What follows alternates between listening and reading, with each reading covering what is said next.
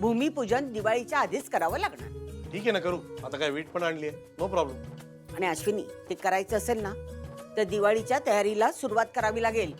मी फराळाचं सगळं आणून ठेवलंय. दाणे, पोहे, मुरमुरे सगळं आणलंय. सगळं फराळाची सगळी तयारी मी आधीच करून ठेवली आहे.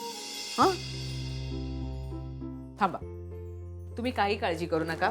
हे बघा, रामबंधूंचा चिवडा मसाला. याच्याशिवाय चिवडा छान होऊच शकत नाही. ते खरं आहे, पण चकलीची भाजणी ती तर करावी लागणारच ना. त्याची तयारी झाली आहे आई. हे बघा आई, भाजणी सुद्धा रामबंधूंचीच. अगो बाई, चकलीची भाजणी सुद्धा. आई अहो, खमंग खुसखुशीत चकल्या असतील तरच दिवाळीच्या फराळाची मजा आहे ना. अगदी बरोबर. आई चकल्या एकदम टेस्टी करा. अगं चकल्या तर टेस्टी होणारच,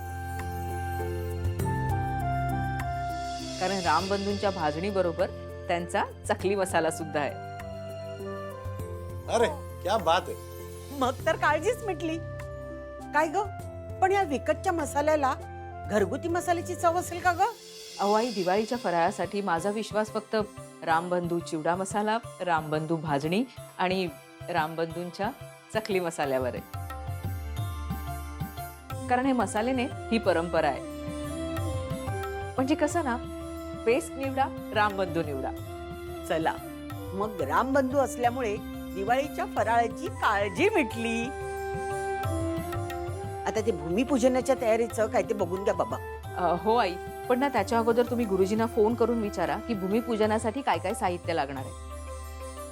आपलं हे भूमिपूजन खूप छान झालं पाहिजे.